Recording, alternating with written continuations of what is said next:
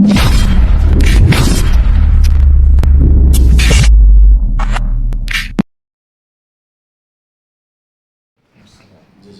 khairan Ustaz.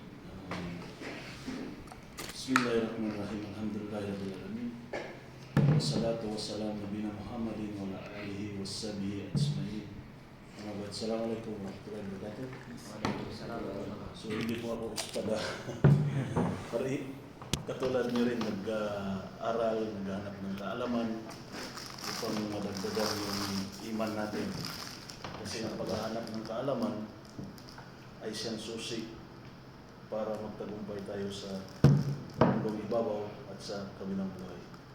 So, by the way, ano pangalan mo bro? Abdullah. From Ilocos, no?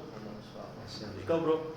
Abdullah. Abdullah din? Abdullah 2. Abdullah 1. Kasi mas matangkad ka sa kanya. Kaya Abdullah.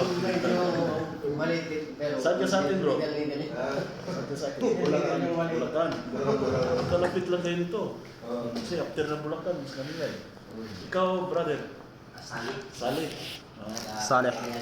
Pagkat yan, Bisayang dako. Pareho ta. By the way, si Ustad, kilala ko na yun. Naging kami nung Ramadan, kumain kami doon sa amo mo yun. Oo, amo. So, anyhow, ako pala si Ibrahim. Brinis ang kinabalik Islam din. More than 15 years na nabalik Islam, and yung asawa ko, mga anak ko ay Muslim na rin. So, Iba. ako ay taga Cebu, Bisaya. So mga kapatid, anong masasabi ko lang, payo una sa ating sarili at sa ating lahat bilang mga magkakapatid sa pananampalatayang Islam, walang ibang pinakamasarap na kapatiran sa ibabaw ng mundo kundi ang kapatiran Islam o Muslim. Huwag natin tingnan kung ano man nangyayari sa ibabaw ng mundo, lalo na sa mga narinig at nakikita natin ng mga balita patungkol sa mga kapatiran natin mga Muslim at yung patuloy na paninira nila sa pananampalatayang Islam. Tandaan natin, panghawakan natin, kahit i-research natin, the fastest growing religion all over the world is no other than Islam. Walang tira dito, lahat tayo, nagmumuslim tayo, hindi tayo binibili. Sabi ng mga narinig namin, kung narinig nyo na kaya tayo na Muslim kasi binigyan ng 10,000, ano man. So kung ang Islam ay ibibilhin ang mga mananampalataya dito para pumasok dito, isang prinsipe lang sa Kingdom of Saudi Arabia. Huwag na natin isali yung Dubai, yung Bahrain, yung Qatar, yung Oman. Huwag na natin isali yun sila. Dito lang sa Saudi Arabia. Isang prinsipe lang, kaya niyang bilhin ang buong Pilipinas. Kaya niya bigyan 100 million real ang bawat isa. Ilan tayo? 110 million? Kaya niya bigyan ng 1 million real. Do you think yung mga Pilipino hindi mag-Muslim yun? Pagbigyan ng 100 million? Diba? Mag-Muslim yun. Ilan nga eh, nag-Muslim dahil pinaaral yung anak ng sikta ng mga iba't ibang Kristyanismo. Diba? Huwag na natin bagitin kung sino sila. Pero alam natin kung sino-sino sila. Pinapaaral nila, pag nakapagtrabaho, ayun na, 10% sa kanilang sahod, bawi yung ginastos nila. Within 1 year, bawi, sobra-sobra pa. Baka 20 years ang buhay, 50 years yan. Araw-araw, buwan-buwan magbibigay ng 10% sa sahod nila yan. Bawi ang gastos nila. Pero tandaan natin, ang tunay na reliyon na nagmula sa dakilang tagapaglikha na si Allah, ibinigay niya ito, ang kanyang salita sa kanyang mga propeta. At alam natin, kahit nung tayo ay Kristiyano, wala tayong narinig na ang mga propeta, katulad ni Adan, ni Abraham, ni David, ni Solomon, ni Noah, ni Moises. Sino pa? Sina Prophet Lot, si Prophet Isa, Jesus, na isang dakilang propeta. Wala tayong naririnig na itong mga tao na to na may mga miracle na dala, na pagaling ng kahit ano, nagbuhay ng mapatay, hindi naghingi ng kahit isang duling. Di ba? May nababasa ba tayo? Pero ngayon nagpakanap at naglipa na yung mga tao ngayon, mga bata pa, nagpastor-pastura na, nagdabitbit ang Biblia, pinapagaling yung mga nangingisay pa. Common sense na lang. kung yan sila ay nagpapagaling talaga, bakit hindi sila pumunta doon sa ospital? Napakaraming cancer doon, hindi na makalakad, putol ang paa, di pagalingin nila. Di ba? Common sense lang yun. Mayroong ospital doon na ang nakatira doon, puro may sakit na AIDS. So pagalingin nila para malaman natin kung totoo sila ay galing sa Diyos. Di ba? Common sense lang yan. Kasi ginawa nilang business ang dala nilang libro. Mga ano lang yan nila mga kasusyo lang nila yan Pupunta sa ibang lugar, usapin nyo, no, susyo tayo, tayuan natin ang ano dito, tapos ikaw ngayon ang gagawin mong leader dito. Ganon lang yun. Kaya natin gawin yan Kahit ako, lalo na magaling ako magsalita, magaling ako alhamdulillah, galing tayo sa ganyang relihiyon, iniwan na natin yan at tayo ay nandito na sa Islam. Ang Islam, ang nag-iisang relihiyon na hindi pinamira ng mga tao. Tayo dito, nagsala tayo 5 times a day. Kung ang Islam ganyan sa katulad sa kanila, wallahi bro, makatayo tayo ng malaking dome, malaking masjid. Kaya natin tapatan yung mga malaking simbahan na tinayo ng mga iba't ibang relihiyon. Kasi bakit? Biruin mo sa isang araw, 5 bisis tayo nagdarasal.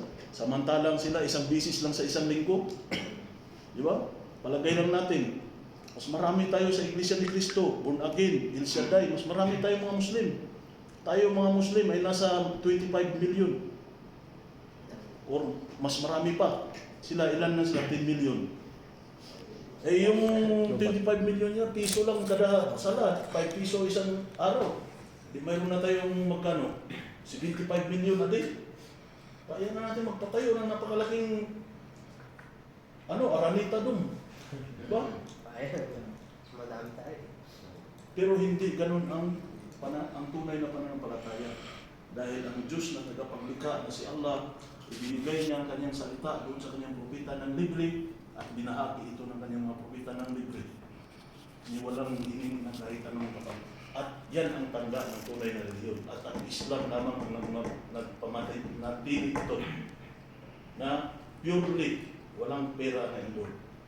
Ang sabi ng karamihan, nung ako ay bagong Muslim pa, sa kanila, baka laki daw natanggap ko. Ayun yan, mga ganyan. Sabi ko. Kung ganyan ang dati, pumunta lang ako. kung ganyan ang baka yung mga Hindu dito, mga Buddhist dito, bakit pa sila maghirap ng trabaho? Bibigyan ng pera, di mag-Muslim na sila. Oo, malaman nila. At ang sabi naman nila, baka pinilit daw tayo. Subhanallah, kung ang relihiyon ay sa pilitan, paglapag pa lang sa airport, India, Nepali, Chinese, Filipino, American, mga hindi Muslim, paglapag pa lang sa airport, AK-45 na agad, sa'yo, AK-47, mag-Muslim ka, hindi. Kung sinabi nila sa pilitan, baka napilitan tayo o pinipilit tayo kaya tayo ng Muslim, dyan pa lang sa airport, wala na, tutukan na tayo. Pero alhamdulillah, nasa banal na Quran, wa ikraha fid-din, wala pong sapilitan sa relihiyong Islam. Ang inutos ni Allah subhanahu wa ta'ala sa atin, bilang mga Muslim, iparating natin ang mensahe ng Islam kahit isang ayat at sapat na si Allah ang magabay sa kanila. At ganun din nangyari sa atin, ginabayan tayo ni Allah at panalangin natin, insyaAllah, kukunin man ang buhay natin, naway manatili tayo sa pananampalatayang Islam. Allahumma amin. So, yan lang mga kapatid, insyaAllah, paalala yan sa lahat, naway maparating din natin sa ating mga mahal sa buhay na kahit papano makita nila yung ano ang mayroon sa Islam. Hindi natin sila dapat pilitin. Kung ayaw nila maniwala, at least naparating natin sa kanila upang sa ganun sa kabilang buhay, hindi na tayo nila sisingilin at hindi na sila magreklamo kay Allah na ito si Abdullah, Abdullawan, Abdullato ay hindi malang nagparating sa akin ng Islam, nagsama kami dalawa. Gumamala ako sinama. Diba? Oo. Yung Islam pala ay tunay. Pumunta na tayo sa buhay, bakit mo ako sinama? Yun bro, kasi bakit wala nang darating na propeta? Kaya iniwan sa atin ni Propeta Muhammad sallallahu alaihi wasallam bago siya namatay ang dalawang bagay, ang banal na Quran at ang kanyang hadith. So panghawakan natin ito at hanggat maaari tagatin natin ang gusto sa ating mga pangil, ngipin, upang hindi tayo mahiwalay sa lubid na ito. Ito ang lubid ni Allah Subhanahu wa Ta'ala na siyang huling awa sa buong sangkatauhan. So, inshallah mga bro, ay manatili kayo mag-aaral dito. Ako, actually, malayo ako sa Barjan, 7 hours ang biyahe dito. Pero dahil walang Islamic Center doon, kaya minsan pupunta ako dito para lang makapag-aral o makahanap ng mga kapatiran. Kasi kahit saan ako na lugar napunta, napunta na ako ng Jubil, napunta na ako ng Alasa, napunta ako ng Riyadh, Al-Upop, napunta ako ng Jisan. So, bawat sa amang lugar mapunta ko, wala akong ibang hinahanap kundi yung mga kapatid ko sa pananampalatayang Islam. At saan natin ito mahanap? Nandun sa Islamic Center. Kaya kung saan man tayo dalhin, doon tayo sa Islamic Center. Kung wala man, doon tayo sa masjid.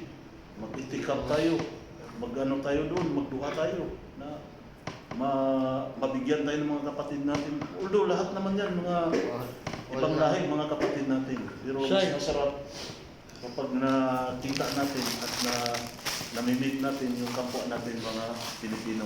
Diba? So, yun ang isa sa pinakamasarap o pinakamainam at pinakamagandang gagawin natin kapag tayo ay mawalay kung saan man tayo mapunta. Ang una natin hanapin, pangalawang tahanan natin ay ang Islamic Center. Kasi ginawa ito para sa ating lahat, Muslim man o non-Muslim. Kaya pwede tayo mag-invite ng mga non-Muslim upang manawaan ang ating ustad, upang makamtan din nila ang tamis ng pananampalataya na mayroon sa Islam. So, regarding naman po sa